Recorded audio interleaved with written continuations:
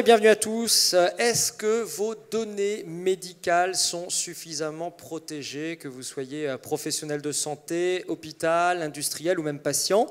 Est-ce que vous vous êtes déjà d'ailleurs posé la question de la protection des données des malades? Eh bien, l'actualité vient malheureusement nous rappeler que le vol de données médicales reste possible, y compris dans des endroits que l'on pensait bien protégés, avec une plainte pour vol, par exemple, déposée il y a quelques jours seulement par le centre hospitalier de Grenoble pour le vol d'une partie du dossier médical de Michael Schumacher et la possible revente de ces données pour de bonnes sommes à la presse. Alors, qu'est-ce qu'il faut en penser et surtout, qu'est-ce qu'il faut faire dans des endroits où on a des données de santé?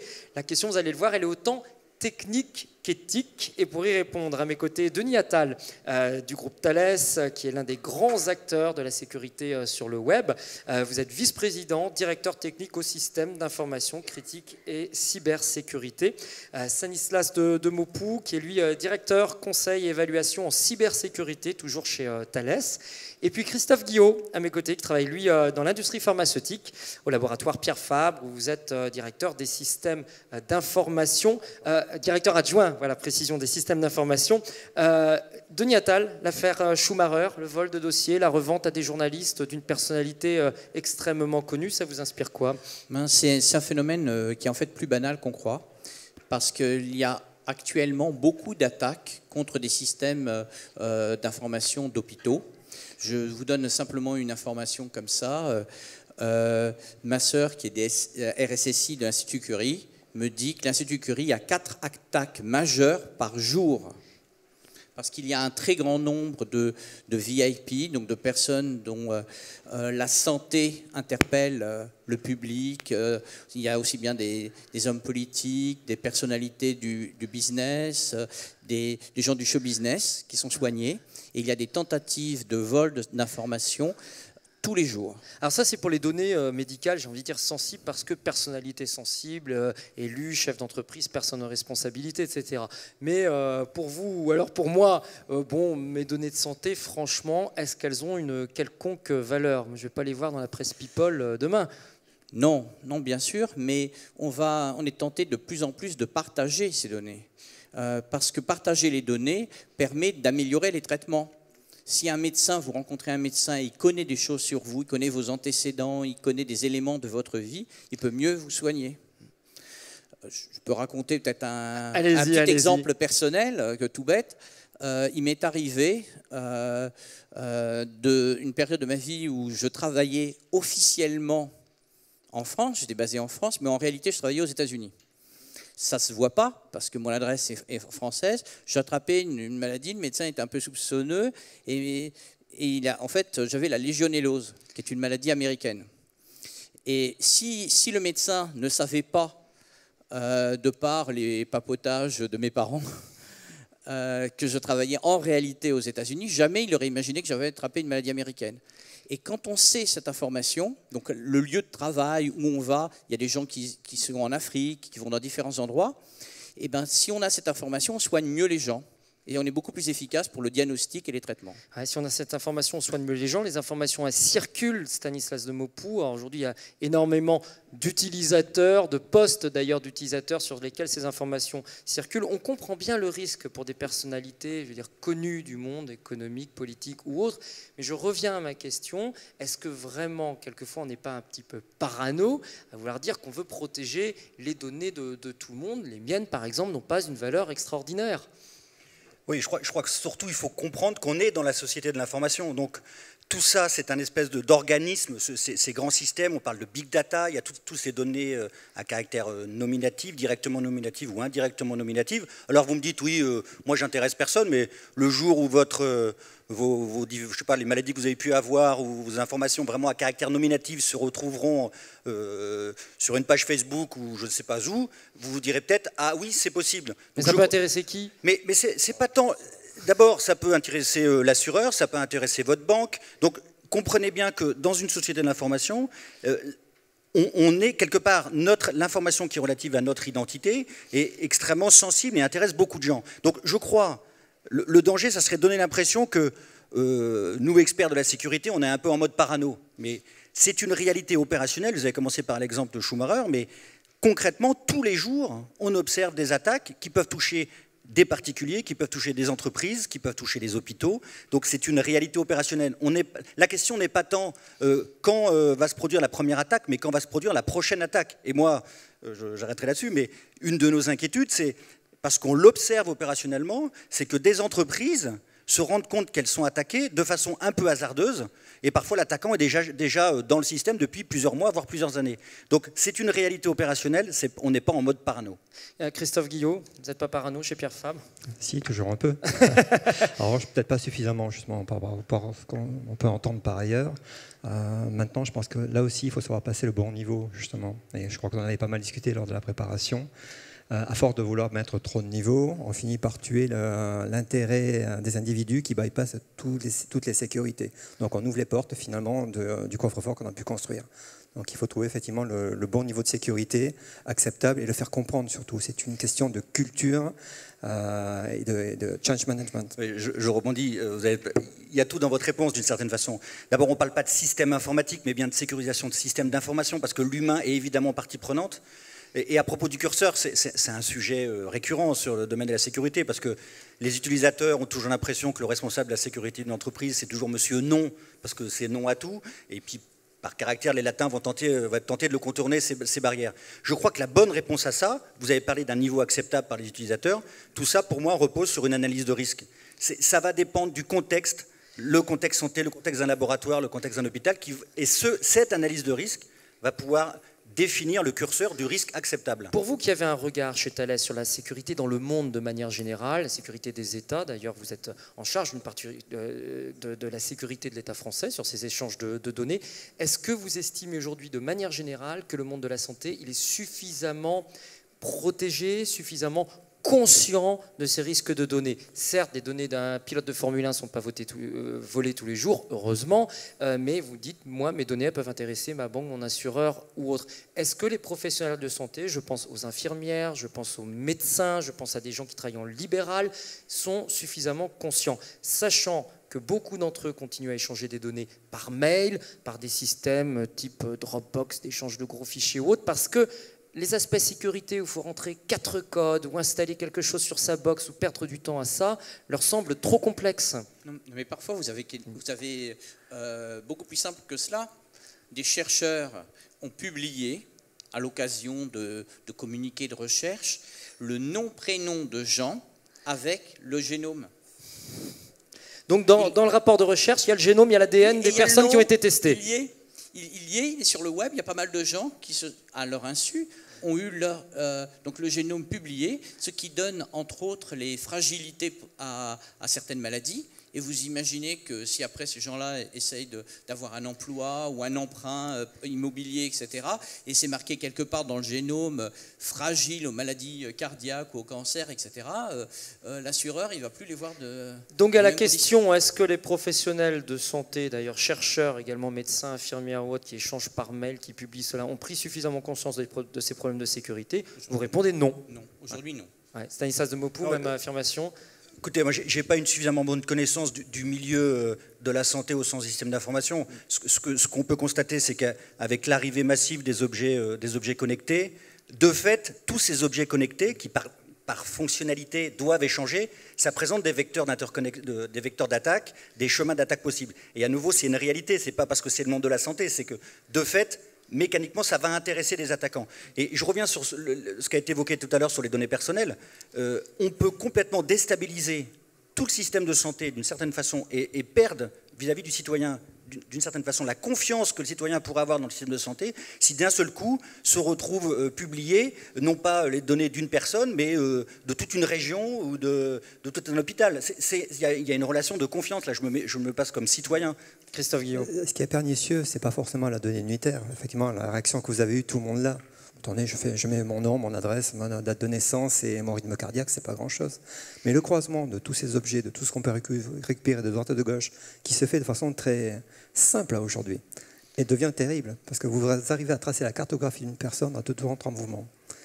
À partir du moment où vous le voulez, c'est vraiment... Je voudrais juste rajouter un point qui moi, me tient beaucoup à cœur, parce que quand on intervient auprès d'entreprises qui ont subi des attaques, on voit à quel point ce qui au départ une crise informatique devient une crise de la société, de l'entreprise, parce que le système d'information irrigue complètement le fonctionnement de l'entreprise. Et donc, en fait, la démarche, et c'est un peu c'est derrière votre question, c'est qu'on a toujours l'impression que l'attaque est pour les autres. Et en réalité, le risque, c'est jamais pour oui, soi. Bien sûr, mais on est complètement dans un modèle d'assurance, c'est que tant qu'on n'a pas eu de problème, l'assurance coûte toujours trop cher. Et donc, tout l'enjeu, et c'est le cœur de mon activité en termes de conseil, c'est de pouvoir éviter la catastrophe en quelque sorte. Et je ne fais pas ça pour faire peur, c'est à nouveau une réalité opérationnelle. Donc, mettons en œuvre des processus organisationnels et techniques pour éviter qu'on se retrouve à un moment en disant « Ah oui, j'ai subi une attaque ». Ouais. On parle de deux choses un petit peu différentes. La protection des données des personnes, des malades, qui est une chose, et la notion d'attaque de Niatal, ce n'est pas tout à fait la même chose. Aujourd'hui, vous avez des exemples de centres hospitaliers, de centres de santé ou autres, où il y a eu des attaques et où le système a été attaqué de l'intérieur. Oui, les systèmes de santé sont attaqués, en fait, on peut imaginer pour détruire, pour abîmer un système, etc. C'est une volonté de nuisance. Mais dans le cas de la santé, c'est moins frappant que dans d'autres cas. Dans d'autres cas, ça serait pour des intérêts de concurrence industrielle, etc. Dans le système de santé, il y a vraiment la dimension de vie privée intervient, ainsi qu'une autre dimension, évidemment, de secret industriel. Quand un laboratoire invente quelque chose, il n'a pas envie que ça fuite. Mais la vie privée a un poids très très grand dans ce secteur par rapport aux autres secteurs économiques. Alors on est quand même dans une situation relativement paradoxale. Denis Attal, vous nous dites il faut quand même à un moment protéger ces données de santé parce qu'aujourd'hui on a des objets connectés, on envoie des données à droite, à gauche, ça passe d'un professionnel à un autre, ça passe par un mail, ça peut passer dans un laboratoire, etc. Ça circule ces données. Donc on a autant d'occasions d'aller mettre le grappin dessus. Et là, j'ai envie de dire pire encore, on voit maintenant des grands acteurs, des géants de l'informatique qui viennent proposer leurs services en termes de santé. Ça sera notamment le cas d'Apple, qui cet automne aura une nouvelle application de santé sur son nouvel iOS. Je pense qu'il y a 3 acteurs qui vont se manifester très très vite. Apple, Google et Facebook. Alors, dans quel style les 3? Alors, c'est des styles très différents. Apple vend du matériel, essaie de fournir des services le plus attractifs possible, le haut de gamme. Apple s'est toujours positionné dans l'informatique comme un fournisseur haut de gamme et extrêmement sécuritaire. C'est la société qui ne parle jamais, qui ne communique jamais, on connaît à peine le nom du PDG, c'est tout. Donc c'est une société qui a cette sensibilité de santé, de sécurité. Dans le cas de Google et Facebook, c'est assez différent, c'est que c'est des agences de publicité tous les deux. Donc le profiling des gens, connaître leur vie privée, c'est leur métier de base. Ils ne font que ça, c'est ça. Google, c'est vous connaître, savoir où vous habitez, quels sont vos amis, quelles sont vos habitudes de consommation, etc. Et Facebook, c'est pareil. Savoir nos émotions même, Facebook. Savoir vos émotions, quel est votre état, de façon à pouvoir pousser la publicité de façon différente. Alors ces deux sociétés, si vous me permettez, il y a quand même une différence assez frappante, c'est que Facebook vend des profils aux annonceurs, donc capture des informations sur vous et vend ces informations chez vous à des annonceurs, leur disant bon, maintenant vous pouvez choisir votre campagne. Google ne vend pas. Google dit aux annonceurs donnez-moi vos publicités et je vous garantis que je vais bien la cibler, l'envoyer à qui il faut.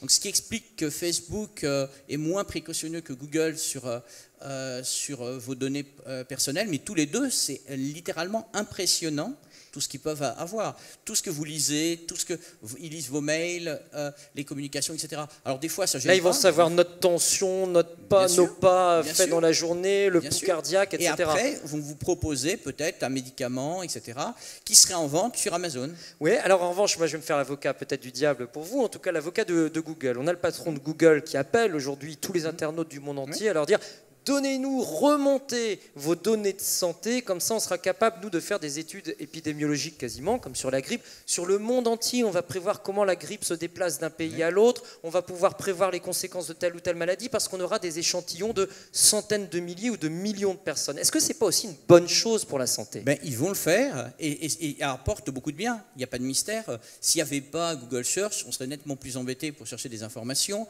Avec Google Maps, on calcule nos itinéraires. Donc évidemment, qu'ils apportent et ils vont apporter un positif. La seule chose, c'est faire en sorte que ça ne se retourne pas négativement. Mais Google veut vous connaître. Alors si vous acceptez d'être connu pour vous envoyer la bonne publicité, ça va. Si vous acceptez pas, eh ben ça ne va pas, mais le degré d'information que les sociétés comme Google ont sur vous est littéralement stupéfiant. Vous travaillez, vos habitudes d'arriver à tel endroit, à tel autre endroit, parce qu'évidemment, votre téléphone, quand vous avez le GPS qui est officiellement, vous avez configuré non localisé, c'est un souhait. Alors, on en apprend des choses. Stanislas de Ouais, je rebondis parce que c'est frappant, mais c'est classique dans le sens même de vos questions. C'est que la sécurité est forcément perçue comme celle qui va finalement que freiner. Mais par rapport à la question que vous venez de poser, la sécurité n'est pas là pour mettre des barrières et empêcher une certaine forme de progrès. Il est là simplement, la sécurité est là pour dire on va rendre un service à l'information, et donc dans le cas qui nous intéresse à la vie privée, et essayons de faire en sorte, par un certain nombre de mesures qui ne sont pas forcément des mesures forcément très coûteuses, et on va mettre un ensemble de mesures qui vont permettre de garantir une forme de liberté, une forme de vie privée, et également un service rendu à l'information pour qu'elle soit disponible dans un bon état et au bon moment. Donc ce n'est pas la sécurité qui va empêcher le développement d'un Google, c'est simplement la sécurité qui doit aider à ce que l'information soit au bon moment et accessible à la bonne personne. Et ça peut même être une occasion d'avoir des services en plus. Quand je vous donnais l'exemple, si certains éléments d'information étaient partagés vers les professionnels de santé, eh ben vous pourriez, et qu'il y ait une certaine confidentialité vis-à-vis du reste, ben vous pouvez partager des informations que vous ne partageriez pas, et donc du coup la sécurité vous apporte une meilleure qualité de soins. Quand je donnais mon exemple, si ça ne me gêne pas d'indiquer que je travaillais aux États-Unis, mais d'autres personnes auraient pu être gênées, ne pas donner ces informations, et donc le traitement est moins bon. Donc la sécurité peut apporter de la qualité, pas simplement être. Ce qui est important, c'est surtout de savoir ce qui est fait de nos données, qu'on en ait conscience. Le danger, il est là. Comment justement vous réagissez, vous, Christophe Guillot, qui représentez un laboratoire pharmaceutique, qui faites bien évidemment des enquêtes, vous avez des échantillons de malades, lorsque vous voyez arriver des géants comme Apple, Google, on peut en citer d'autres, type Samsung, et qui arrivent avec des moyens gigantesques et une manière de penser aussi relativement différente. Les laboratoires sont toujours contraints, bien protéger la sécurité de données, bien protéger les données des échantillons des personnes que vous choisissez. Là, c'est l'inverse. C'est le patron de Google qui dit « Remontez-nous des millions de données, on va en faire des algorithmes et on va vous sortir des résultats sur une maladie. » C'est clair que ces nouveaux entrants perturbent légèrement la donne, énormément, même pour ceux qui l'aperçoivent déjà. Alors il y a deux solutions, soit on en a peur et ou on nie le problème, d'accord. On a choisi de commencer à en avoir peur, parce que je pense que c'est le début de l'intelligence. Ça veut dire qu'on a bien conscience qu'ils sont là et qu'ils sont dangereux. On a fait une analyse de risque, pour vous reprendre par rapport à tout à l'heure. Et donc maintenant on regarde effectivement ce que ça veut dire pour nous, les avantages. Parce qu'effectivement, trouver des cas cliniques pour un laboratoire, c'est jamais évident. Donc si jamais on peut nous aider, tant mieux. Mais en revanche, avec des gens qui sont conscients de ce qu'ils donnent, avec notre éthique. Donc on en revient à notre discussion, effectivement, la notion d'éthique, que fait-on de ces données, comment les utilise-t-on et garde-t-on nos prérogatives de laboratoire pharma en matière de qualité, de comportement. Est-ce qu'on a les moyens aujourd'hui d'avoir finalement cette différence culturelle ou cette différence d'approche? Vous rappelez l'éthique, la protection des données, qu'est-ce qu'on fait de ces données, en quoi on demande la confiance de la personne en tant que laboratoire, mais à l'échelle humaine, face à un Apple ou à un Google, malgré tout le respect que je dois à Pierre Fabre, vous êtes petit, oui. En face, ils ont d'autres moyens. Comment est-ce que va s'organiser, je ne sais pas si c'est une lutte ou une rivalité, qu'est-ce qui va se passer entre vous et eux? Mais pour être franc, enfin, on ne peut pas lutter, effectivement, c'est des monstres, mais ce n'est même pas un problème de rivalité aux compagnies, c'est des problèmes de mindset. Les gens ne réfléchissent pas comme nous, ce n'est pas un problème pour eux. Le patron de Google, quand il propose ce que vous avez énoncé tout à l'heure, il est persuadé qu'il va sauver l'humanité. D'accord. Dans son fort intérieur, bon, il veut que sa boîte fonctionne, ça ne faut pas s'inquiéter, ça reste un... Mais il est très américain, il pense qu'il va sauver l'humanité comme ça. Il veut sauver le monde, quoi. D'accord. C'est très clair dans sa tête. Ils ont créé une fondation également pour allonger la vie humaine, avec des grands professeurs qui dirigent cette fondation, donc ils ont été très très loin. Donc après se pose la question, et je crois que c'est l'exemple qu'on avait pris quand on a préparé cet entretien, c'est un tsunami qui arrive. Donc la question, c'est un tsunami qui arrive. Vous pouvez ne pas aimer, d'accord, mais il va arriver. D'accord. Donc soit vous accrochez à votre rocher comme une bernique et vous allez voir ce qui va arriver, soit vous accompagnez avec, vous protégez, vous acceptez que ça arrive et vous conjuguez avec. Je pense qu'on est obligé, et de plus en plus dans notre secteur, on va être obligé de travailler en partenariat. Travailler tout seul dans notre coin, chercher des molécules ou autre, on y arrivera de moins en moins. Le temps s'accélère, ces gens-là sortent des services, mais tous les 6 mois, vous avez des services révolutionnaires qui arrivent. Pour nous, en laboratoire, un médicament, c'est minimum 10 ans pour sortir une molécule. Donc on est sur des ratios de temps qui n'ont plus rien à voir. Et si on veut ne pas se faire embarquer par ce tsunami, il va falloir qu'on bosse autrement. Qu'est-ce que ça veut dire très concrètement, accompagner la vague du tsunami et bosser autrement dans une entreprise comme celle dans laquelle vous travaillez? C'est regarder tout ce que cette vague peut nous apporter. D'accord, les bienfaits, par exemple, identifier les risques, et pour cela, les maîtriser dans la mesure où on peut. Parce qu'il y a des fois, encore une fois, on n'arrivera pas contre Google, on n'arrivera pas contre Apple, quelle que soit la volonté qu'on puisse avoir. Mais après, ils ont des vrais services qui arrivent, notamment au niveau des patients. Il faut qu'on les intègre dans la mesure où ils sont sécurs et qui répondent à notre éthique, quitte à me répéter. Il faut qu'on les intègre dans les services qu'on peut apporter à nos patients. D'accord ? Donc il y aura fatalement des services complémentaires qui vont arriver avec nos molécules. On ne prendra plus uniquement des produits, mais bel et bien des produits associés à des services. Ça veut dire, si je comprends bien, que votre rôle de laboratoire médical est en train de se modifier. Vous n'êtes plus simplement des chimistes, des chercheurs, des scientifiques qui trouvent des molécules pour guérir des personnes. Vous devez apporter autre chose en plus de ces molécules. Ça peut être quoi concrètement ? Des services complémentaires à ces molécules. Les traitements sont toujours très difficiles. Et le fait d'avoir un traitement seul ne va pas suffire. Donc les gens attendent un accompagnement, ils attendent que ce soit personnel. Aujourd'hui, on sort des produits de grande série avec une superbe qualité. C'est notre engagement et c'est pour ça qu'on est validé d'un point de vue pharmaceutique. Mais après, les gens attendent d'être traités en tant que personne. C'est-à-dire vérifier s'ils prennent bien leurs médicaments, à la bonne heure, de la même manière, les accompagner. C'est l'observance, il est diminuer des effets secondaires de nos produits. C'est accompagner la personne dans son bien-être intellectuel, dans les services qu'on lui rend, dans la globalité. Le voir dans son ensemble, de la santé à la beauté, je crois que c'est le... Connaître les incompatibilités, connaître les individus, ce profiling peut être extrêmement utile. Alors, puisque vous prenez la main, c'est quand même un des grands avantages de ces grands acteurs de l'informatique, des nouvelles technologies qui déboulent avec des poids d'éléphant dans le monde de la santé, c'est qu'ils ont cette capacité à traiter énormément de données de la part de millions ou de milliards d'individus et en même temps trouver les bons algorithmes qui vont individualiser quelque chose derrière. Et finalement, ça aussi, ça peut être un avantage dans la santé. Oui, parce qu'en fait, le problème quand on a beaucoup de données, c'est de connaître les relations de cause à effet. C'est pas évident, c'est pas parce qu'il y a une corrélation statistique entre deux phénomènes que l'un est la cause de l'autre. Je vais vous donner un exemple très bête. Si vous mesurez l'espérance de vie des gens en deux catégories, les gens qui prennent l'avion et les gens qui ne prennent pas l'avion, vous allez observer que les gens qui prennent l'avion vivent plus longtemps que les gens qui ne prennent pas l'avion. Et vous pouvez en déduire, c'est le fait de prendre l'avion qui augmente la durée de vie. Ce qui n'est pas du tout vrai. C'est qu'il y a un troisième élément. En gros, les gens qui sont dans les pays plus développés, qui ont un niveau de vie plus élevé, prennent plus l'avion que les gens qui sont dans la misère dans les pays pauvres. C'est aussi bête que ça. Donc les gens riches vivent plus longtemps que les gens pauvres, et les pays... ils prennent plus l'avion. Donc vous avez une fausse corrélation. Donc toute la difficulté quand vous avez une très grande masse d'informations, c'est d'arriver à trouver qu'est-ce qui est la cause de quoi. Et dans le domaine médical, c'est particulièrement frappant parce que la quantité d'informations est énorme et de savoir qu'est-ce qui est la cause de quoi. Le fait qu'il y ait des corrélations peut être l'effet d'une tierce cause. Dans ce tsunami que vous voyez arriver, Christophe Guillot, que vous nous décrivez, et vous nous dites qu'on n'a pas le choix. De toute façon, soit on bouge, on accompagne la vague et on essaie de surfer dessus, ce qui peut être une chance, soit on est complètement avalé par la vague. Et notre métier, à nous de pharmaciens, il est remis en question. On doit faire du médicament, faire autre chose qui l'accompagne. Est-ce que là, quand même, avec des acteurs qui ont des scientifiques, des mathématiciens d'un excellent niveau, qui savent faire des algorithmes, savent traiter de la big data, de la donnée de masse sur des millions d'individus, est-ce qu'il n'y a pas une chance quelque part pour vous, qui vous bouscule très sincèrement dans la manière dont vous fonctionnez jusqu'à présent, mais qui peut être une chance à terme? Bien sûr que si, c'est comme ça qu'on le voit. Moi, le big data, le meilleur exemple que je pourrais en tirer, c'est Watson. D'accord ? Pour ceux qui connaissent, c'est l'ordinateur d'IBM qui essaie de réfléchir comme un humain. Voilà, on a vraiment une intelligence dans cet ordinateur et c'est un ordinateur qui est capable de rivaliser avec les meilleurs oncologues pour donner des diagnostics. Pourquoi ? Tout simplement parce qu'il est capable d'analyser, d'absorber en quelques secondes tous les éléments qui arrivent sur Internet, qu'il les intègre, qu'il en tire l'intelligence et qu'il est capable de faire des réponses que personne ne peut faire en tant qu'humain. D'accord ? Donc mettez ça effectivement à notre échelle et c'est faisable. On travaille en ce moment avec des gens comme IBM justement sur des POC Big Data. Ça va devenir très intéressant, mais pour tout le monde.